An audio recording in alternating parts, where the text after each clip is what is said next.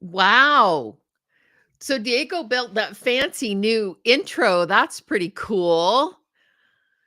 Diego makes me look good. He makes me look more polished and professional, than I really am. So, hey, you guys, chime in. Adam, I love it. Faithful Adam. Video is pretty cool, huh?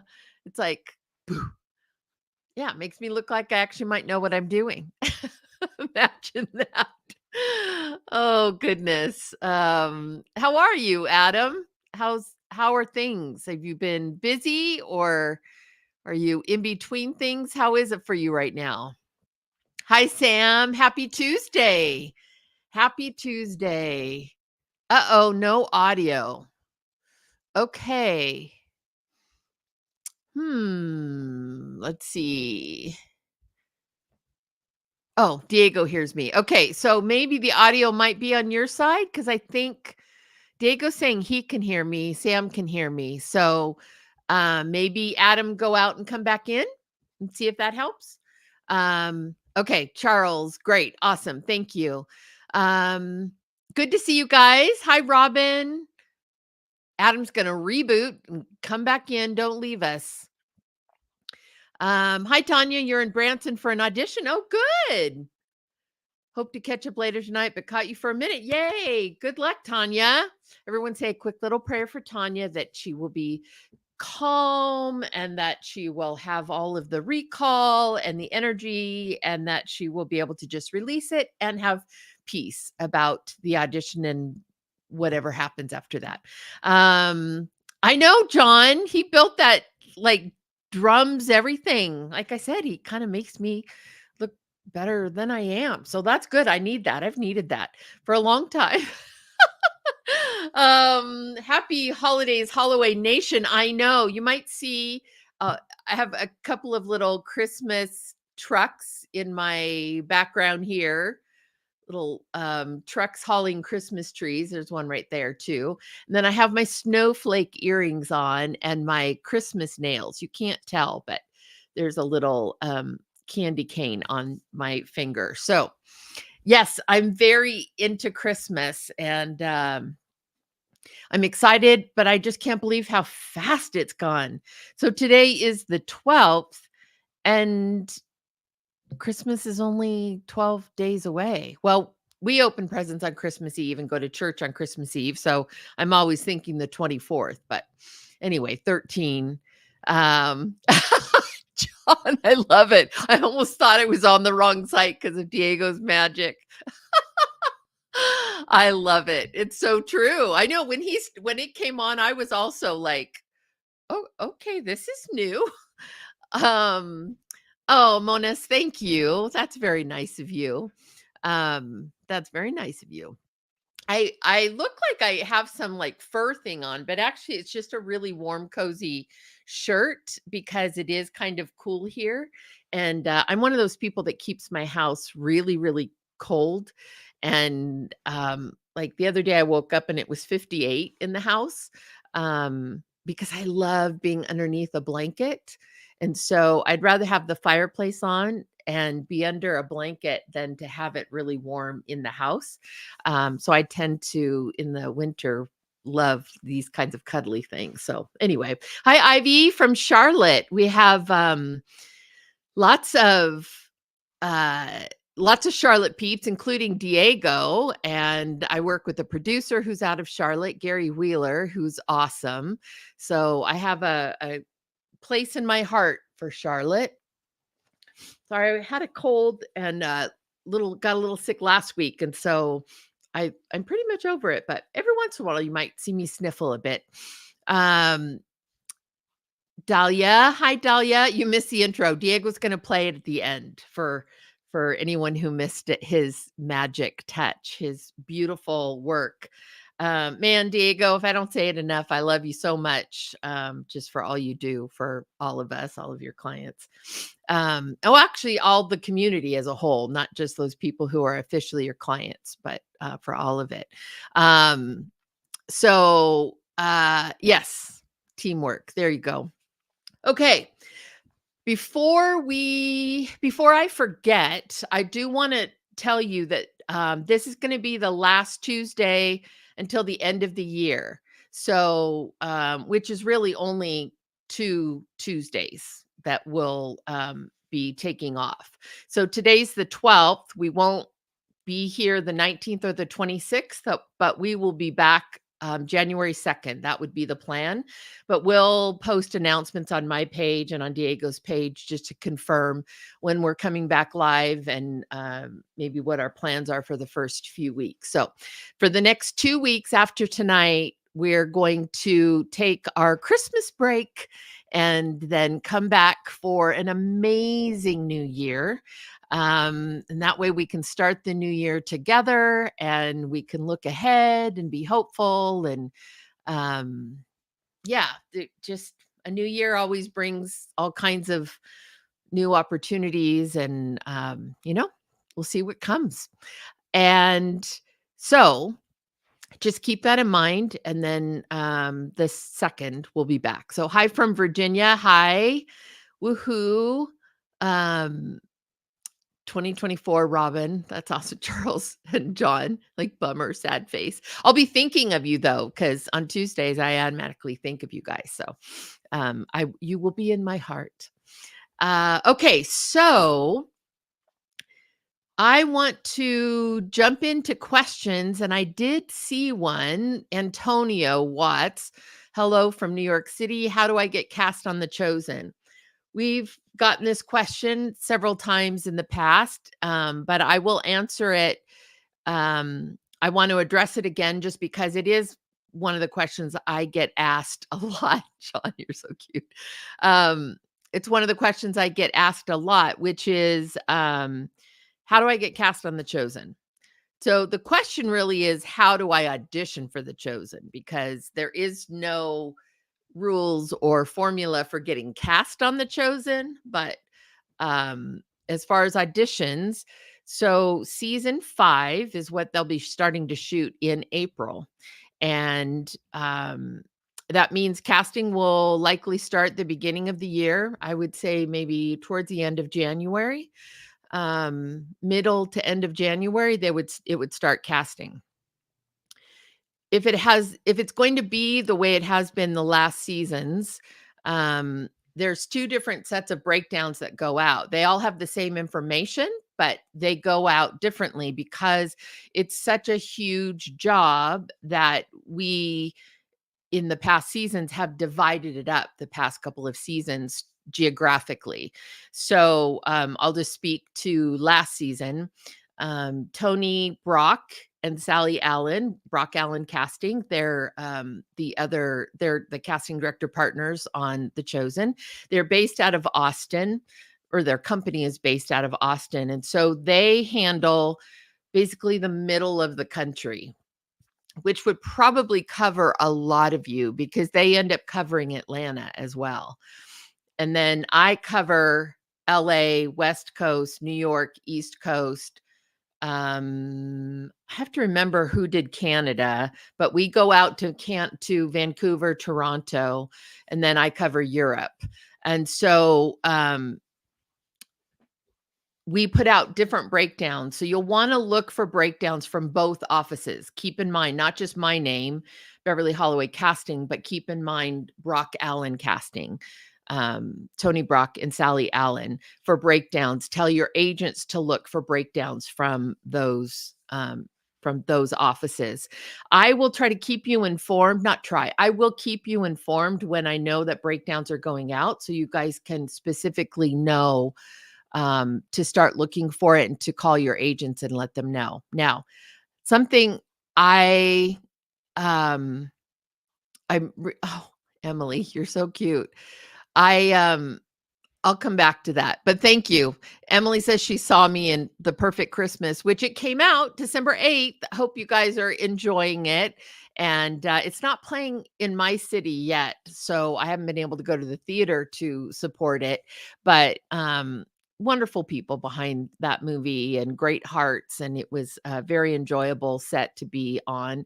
And did a little on-camera thing and from what I can see, made funny faces. So, I guess if you need someone to make funny faces and over the top reactions, I'm your girl. Anyway, the thank you, Emily. So I'll let you know when the breakdowns will be going out and when casting is officially starting. That way you can tell your agents to be on the lookout, and you yourself, if you're representing yourself currently, then you can be looking out for it as well. And I'll be able to clarify ahead of time. Last year, it caught some people by surprise that I released to Actors Access on the West Coast, East Coast, and Europe, but Brock Allen didn't release to Actors Access. So people who were trying to find it in Actors Access, who were in the middle of the country, weren't finding it. And I didn't realize that they hadn't released. So it got a little confusing. But we'll clarify that ahead of time so that you guys know exactly where to look and where to be on the lookout. So anyway, that's the scoop. And then you just have to follow the instructions. So one of the things I'll clarify about casting on The Chosen is typically, at least in the last 4 seasons, there's been 100+ roles that need to be cast each season. That's in addition to the roles we've already cast. So we don't put out a breakdown for 100 roles. We put out a breakdown. Dallas prefers to have us put out a breakdown with maybe 10 roles and let those 10 roles be representative of the full 100 that we need to cast. That way there's a little more meat for people to audition with, and we aren't having to go out each individual role and have people submitting for 10 different roles. We can just focus it. And so if you don't see a role that you fit in the breakdown, then that probably means that there aren't any in the season for you that you would fit. And of course, we're a very diverse show. Ethnicity is really important to us. So there aren't a lot of Caucasian roles, although we are moving into the period of the trial and the crucifixion, not necessarily this season, but we're working towards that. So with that come more Roman characters. So we may have more opportunities for a little bit more of non-ethnic Caucasian roles, male or female. I haven't seen season 5, so I don't yet know, but they are there just aren't a ton of roles for white people. So if you're white, just know that every season there's very, very few roles for white people, especially white females. But if you are someone who is diverse, has some ethnicity that fits into this world, then again, just look at the roles when they come out. Find the one that makes the most sense for you and use that. That is what you would audition for. Even if maybe you don't think like it's the perfect fit, but you do fit into the broader category, I would encourage you to audition because, like I said, we're casting the 100 roles from the 10 sets of sides that we start with initially. So, as we get closer, then I'll try to be as clear as I can for you and give you as much information so that you guys can find what you need, because I know that's something a lot of people are looking for. So, hi, Brooklyn. So, Emily, I'm glad that you said it's hilarious. I had a feeling that it could be because one, it was a fun script, and then the cast and the people who were involved are all really funny as well. And so I'm glad that came across on screen. That's great. Okay, John, I don't know if you have familiarity with Hallmark, but if you do, they do their production in Canada and they use a Canadian cast except for the A-list and leading actors. Where do you use Americans? Do you know if their future plans might include more Americans in their casting plans? They don't do everything in Canada. So, um, for the most part, I don't know for sure, but my understanding is that they have certain production companies that they work with, and they just continue to work with those same production companies because they know that those companies can bring things in under budget. They understand the Hallmark model, the Hallmark product, and they can just rely on them to just deliver what they need consistently.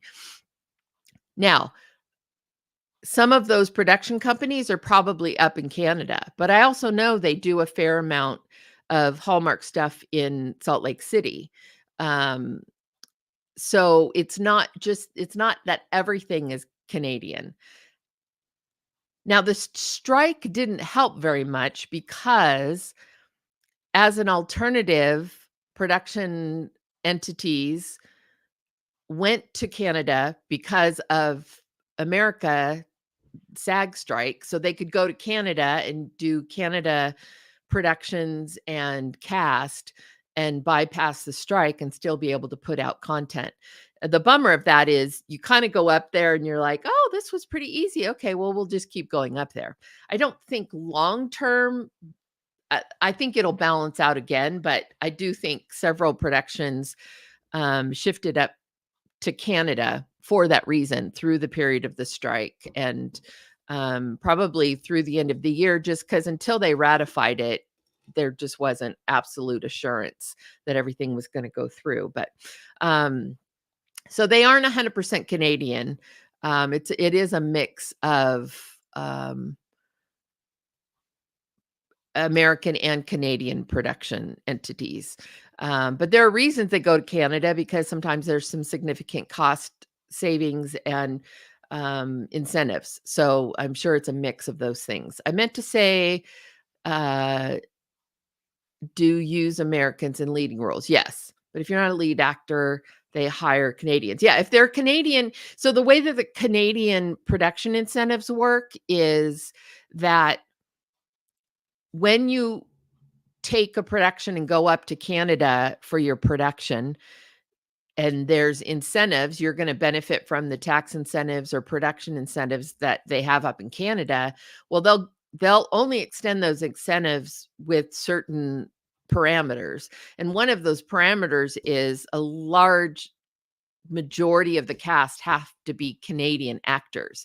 They aren't really excited about you coming up to Canada, taking their production incentives, and then bringing a bunch of Americans. The whole point is to keep the Canadian actors working.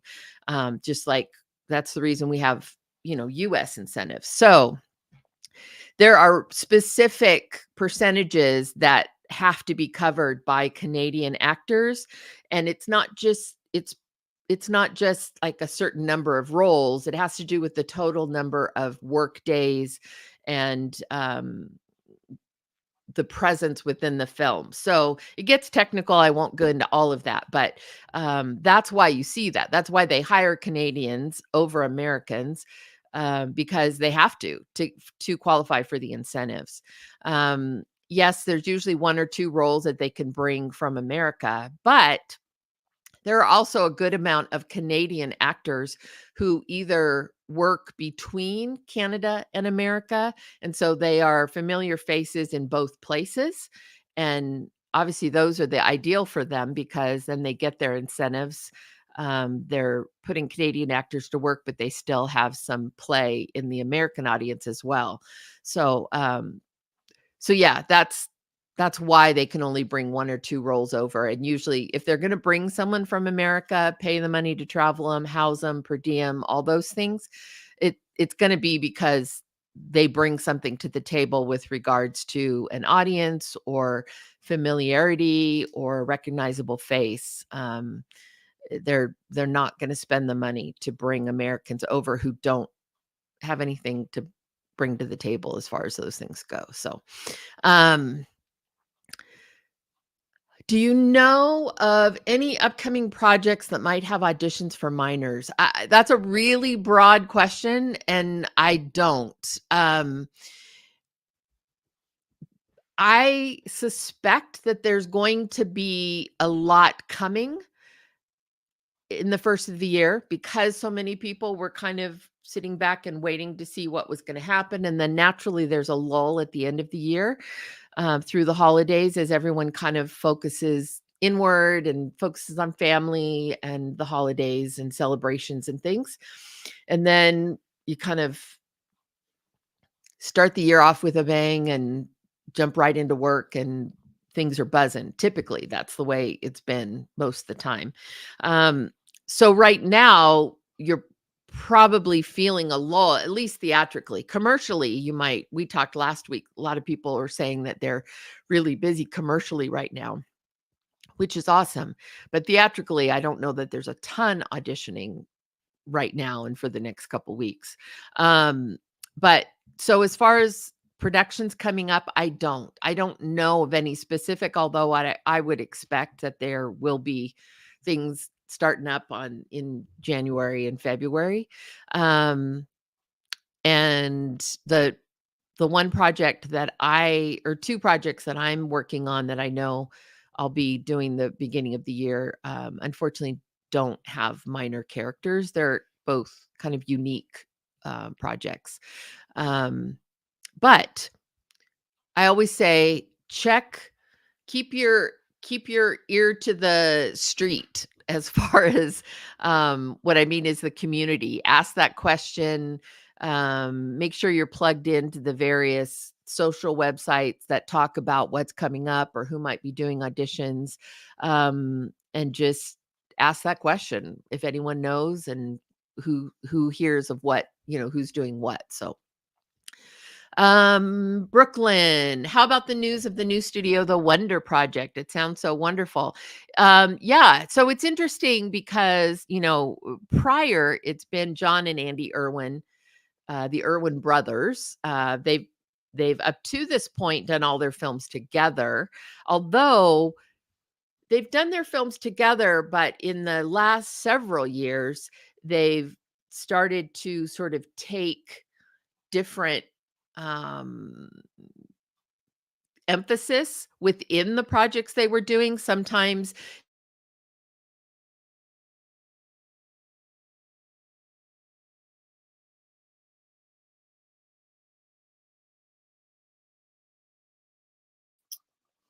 So there's a bit of technical difficulties with Bev's stream I just saw. So I just came on here and jumped on here real quick. She is still frozen. So hopefully I'm not frozen. Hello to everybody that is tuning in right now. As soon as Bev comes back on, I'll make sure to bring her on. But she is currently frozen.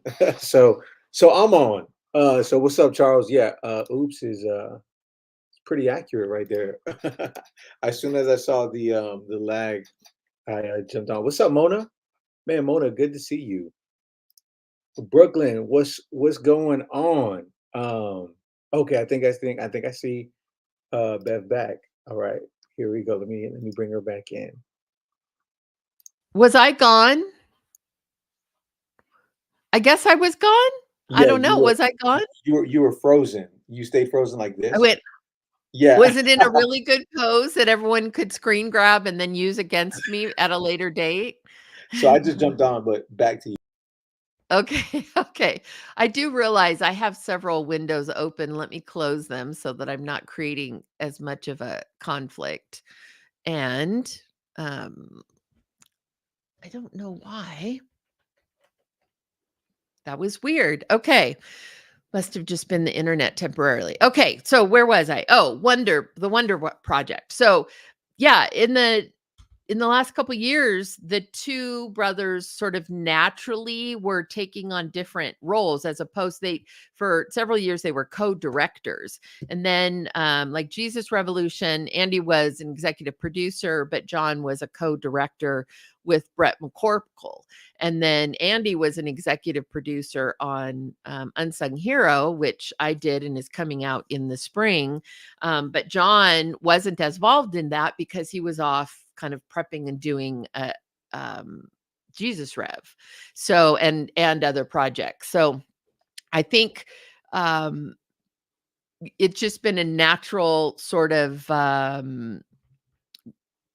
result of them each growing and then dividing. So I think it's wonderful in that it just means more impact, right? Rather than them staying in and having everything be under the kingdom roof. Now you take these two powerhouses and they're each going to have their impact out in the marketplace and provide more opportunity. So I see it as a good thing. And I know that the kingdom team is still really strong and focused, and I'm excited to hear more about the Wonder Project and the things that they have brewing as well. So, like we said, high tide raises all boats. So I think it's great. I have a lot of respect for all of those people involved, and um, so I'm excited to see where that goes. So yeah, can't be a bad thing, right? Okay. Yes, more impact, more stories to share. I'm excited as well. Yeah, and they're excellent filmmakers. So, that's what we need. We need more high quality films getting out there so that we're getting a stronger reputation for what is the kind of faith film genre, or films of faith. And so I just think the more people we have doing that, the better. Hi, Jean. Yes, exciting things to come for all. Absolutely. Um, Jean, I hope you're doing well. I haven't seen your name in a little bit, but okay. Question: the industry can be a challenging place to navigate relationships. Oh, that's for sure. How do you determine genuine relationships and or business colleague? Um, a lot of that, I think, comes naturally. There's just some people that you naturally feel more comfortable with or feel like you can be more vulnerable with or go to a deeper level with. And that's something that just comes from getting to know people as friends and developing those friendships. Um, and I, one of the things that I've struggled with over the years was being guarded, too guarded, if that makes sense, in that I gosh, how do I explain? When I'm at a festival or if I'm speaking, I try to give 100%. I try to be very present, and part of that is because there were years in the past, I think, where I wasn't that way, and it's a priority to me now. So I try to be very present and interactive and engaging with people. But as you can imagine, it can get really exhausting. It can get it's just mentally exhausting, because you really want to be there and be invested in people and have real conversations and be authentic and all of those things. But that just obviously takes emotional and, mental sort of effort. And I love it, so I do it, a lot. I enjoy it. I enjoy talking to everyone, so I do it, but I'll find myself exhausted. And I used to then retreat to a solitary place and kind of just be on my own as a loner. Um, and sometimes I still do that. Oftentimes I'll go in the car and just start playing some music or worship something and just kind of rejuvenates me. But I have over the last few years, Diego calls it beving when I'm like talking to people and, um, getting into these kind of lengthy conversations. He calls it beving. He'll call me up if we're supposed to meet or go to lunch or something, and he'll say, "Are you beving?" Like, yes, I'm beving.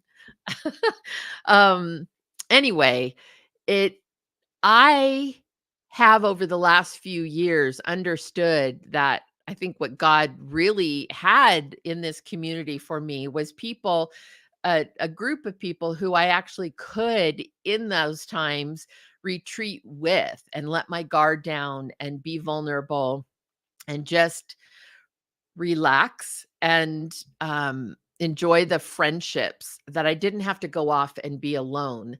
And so I do believe that is the case. I think that the more that you get to know some people at some of these events or people in your community, in your network of people, there's just going to be those that you can safely be vulnerable and let your guard down and be yourself. And I think it's really important. I'll just speak from my own experience.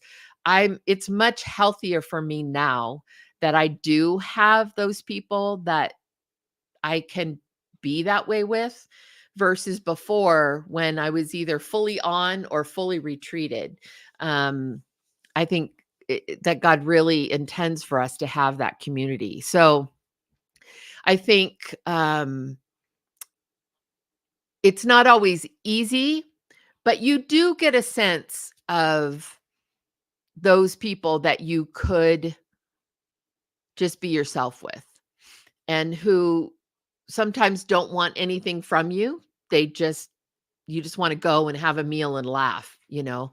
Um and we all need those people in our life. And we need to be that for other people in our circle, in our networks, in our community. Find those people that you can be that for them, so that they have that place that they can also just be themselves, fully themselves, vulnerable, genuine, don't have to have that sense of being on. You know, we're in an industry where we're performing and we're always like, who are you going to meet? So you feel like you need to be on and you need to be sharp and you need to be on your game and, ready to give your card to someone if you meet them, looking for opportunities. And that's all true and right and good. But we also need to have those moments and those times and those groups of people where we can just go deeper. We can pray for each other, we can be honest with each other when we're struggling, we can let our guard down, and we can, go hang at midnight with no makeup on and feel totally comfortable, that kind of thing.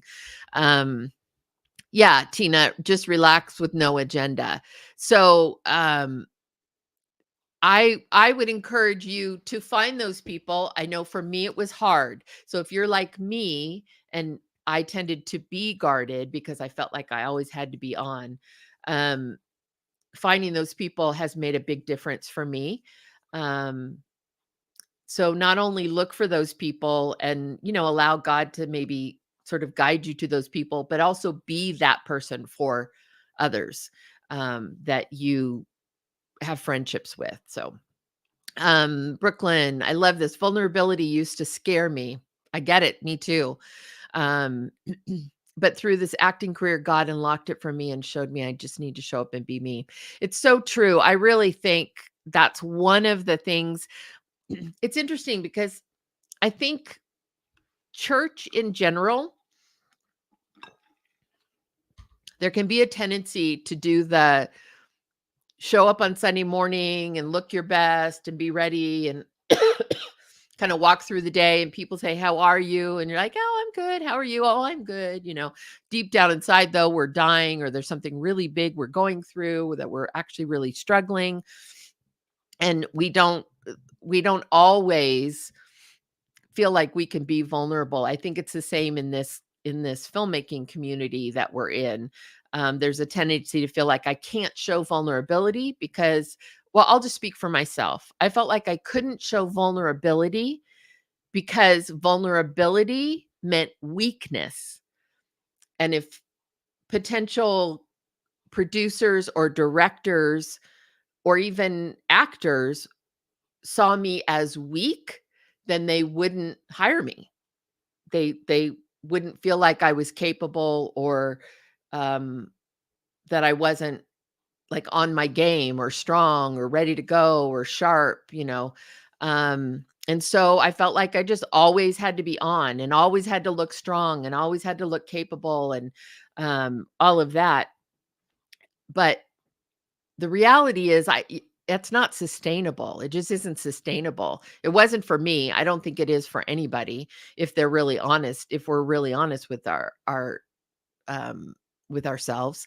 Um And the more I think we can be honest with each other, the more we can create environments and opportunities where we are embracing each other's vulnerability and embracing each other as fully fleshed out human beings, um, with all the aspects of humanity that God gave us.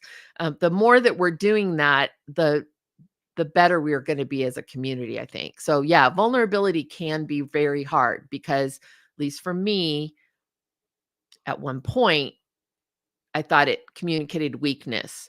But now I feel like it communicates honesty and authenticity. And those are actually qualities we want in the people that we work with and the people that we have community with and that we are friends with. So that's shifted in me, but it took a little while because it was not a natural thing for me. John, since you're on the people topic, you can plead the fifth if you'd like. Oh no, I don't know what's coming because I don't want to put you on the spot. Do you have a favorite actor that you enjoy working with because that person allows you to relax and everything just clicks? Your personality just meshes with theirs. Yeah, there's actually a lot of them, and I probably won't name them only because I know I'll forget somebody. But yeah, no, there's a lot of actors that are like that, that are just a joy, and you just have a great time. One of the people that I am loving, Lee Allen Baker. She was on with us the week before last. That woman, man, I could be whatever. We could be absolutely genuine. She is the most honest, genuine, real, authentic people, loves people, has a heart of gold, but she is a kick butt actress. She is great at what she does. Very, very talented. Um, but someone on here just said, vulnerability is confidence. I feel like that's more with her. Um, she has a lot of confidence in herself as far as her acting, her skill set, her technical training, all of that. Um, and so it allows her, I think, to be herself and to not have to be quite so on every minute of every day. But she's one of those that it's been a real joy in the last year and a half, getting to know her more and spending more time and just being able to be absolutely myself with. But there's many others. She just comes to mind because, I've been talking with her most recently. But there's some actors who've become very dear friends and prayer partners. And Candace Kirkpatrick, I don't know if she's on here tonight, but man, that woman she just has a heart of gold. And she is a prayer warrior, but we have real conversations, and it's just a blessing. There's so many of them. I'm gonna say, Jean, there's so many people on here that I feel that way about. So, um, yeah, I'm very fortunate that way, and I recognize that. I realize that that's it's not always the case, but when you find those few, it's really, really great. So, yeah, see a lot. Candace is getting a lot of love on here, that's for sure. Um, so I guess I would ask you, John, have you found that those people that you can just be yourself with and you can relax and you can be vulnerable with and you don't have to be always on? Have you found that for yourself? Just curious. Um, yeah.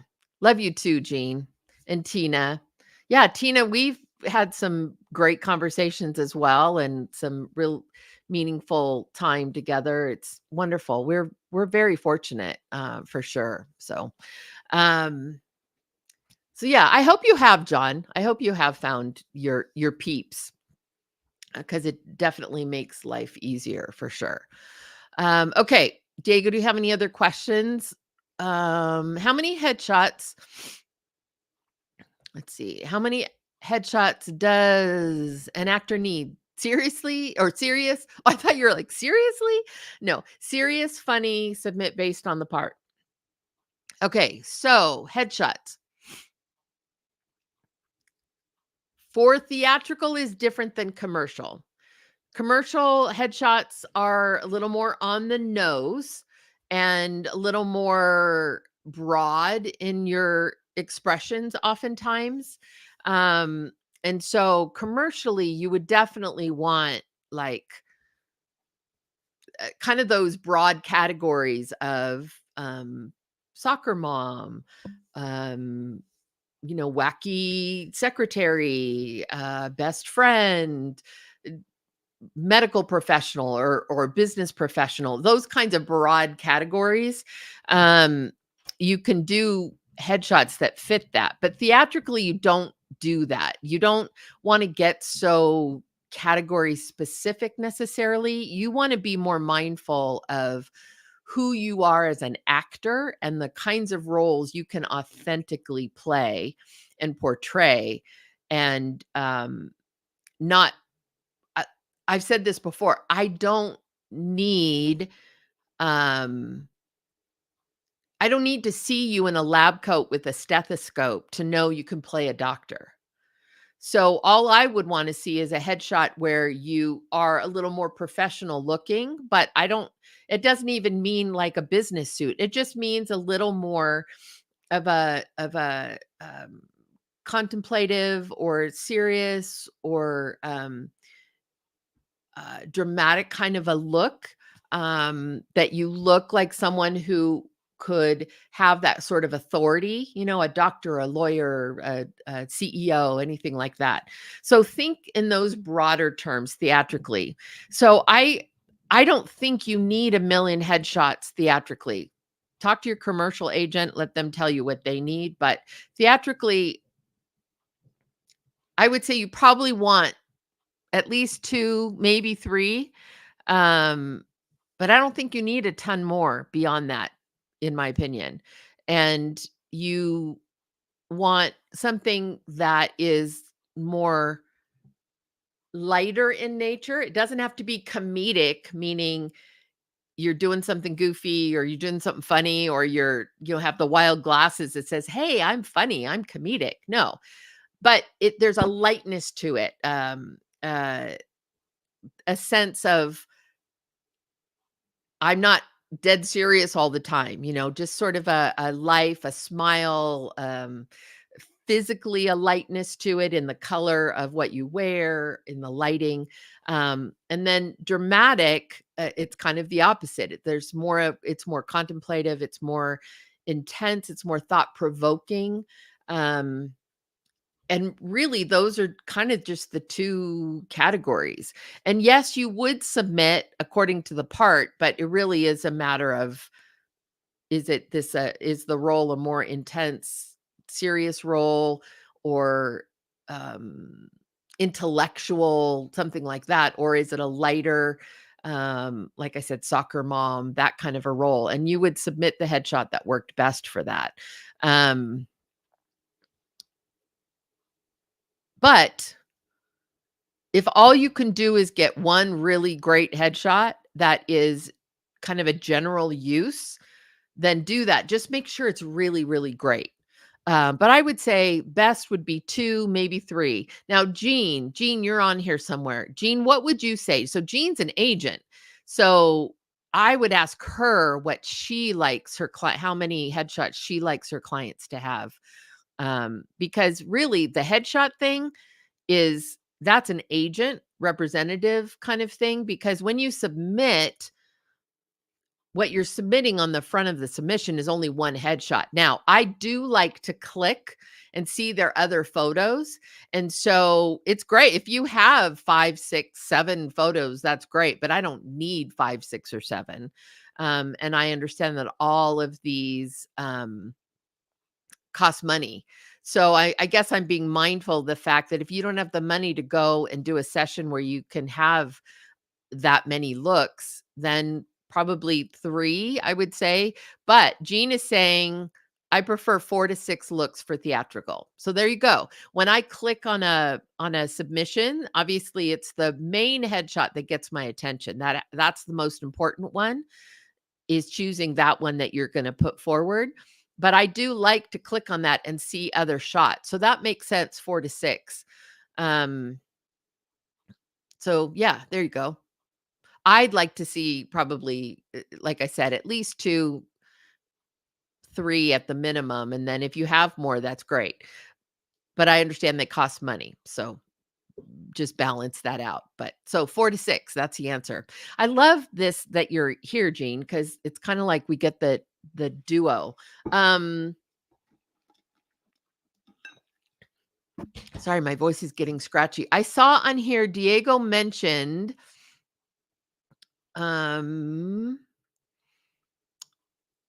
okay, so Diego said we have to set up a headshot episode for Let's Talk Tuesday. Diego and I talked about, and you guys tell us if you think this will be helpful, but like we do the monologue session and people sign up to do their monologue and I offer live feedback on the monologue and we're all a part of that as far as watching it and it being done live. I was thinking we could do the same thing on headshots, which is you sign up with Diego, have your, you send your headshot to him and then we show your headshot, you come on live with us, and then we talk about what's working, what might not be working. And we can talk about some specific headshots, which I think is always more helpful because rather than talking in theory, you can actually learn because we're talking specifics that will, in many cases, apply to you as well. It's the same thing with the monologue thing. That's why I think it's so helpful is you may not be the one doing the monologue, but many of the feedback, a lot of the feedback that I'm giving or anybody who would be giving feedback is going to apply to you as well and be helpful to you. So there's value in being a part of that. So we were thinking we would do a headshot session like that. Uh if it seemed like something that everyone would, yeah, okay, good. Yay. So we're liking that. So that would be something we'll do in the first of the year and we'll let you know so that you guys can sign up to send your stuff in. John, I'm going back to your note. You said you found that person. His name's Peter. Peter is awesome. He's a wonderful man, wonderful, wonderful man, talented man, but wonderful man, just smart and gracious and funny and kind. And so I'm glad. That's awesome. That's great that you guys have that connection there. Makes such a difference, doesn't it? When you just have your tribe of people. Um, and Dawn Overstreet. I'm late, and last Friday I thought it was a Tuesday. I'm sorry, Dawn. You've had a rough time. Welcome to Tuesday. Okay, so let's see. I have to scroll down. Yeah, Peter. Oh, so Jean, you're repping Peter now too. That's awesome. He's very talented. Has a great look too. That's awesome. I'm glad to hear that. That's great. Okay, so we will definitely plan to do a headshot session um in the new year. And then if you guys have ideas of other things that you would like to see on Tuesday that you would find helpful, let us know. Between Diego and I, let us know and we'll start to kind of plan those um and get some things planned in advance so we know what's coming up. It would be helpful, you guys. I don't typically do this because I struggle with that whole idea of like selling yourself and pushing yourself and all of that. But it will help us if you guys will share these and put the word out. And send the link or talk about it on your socials so that we can get more eyes on these and more people involved.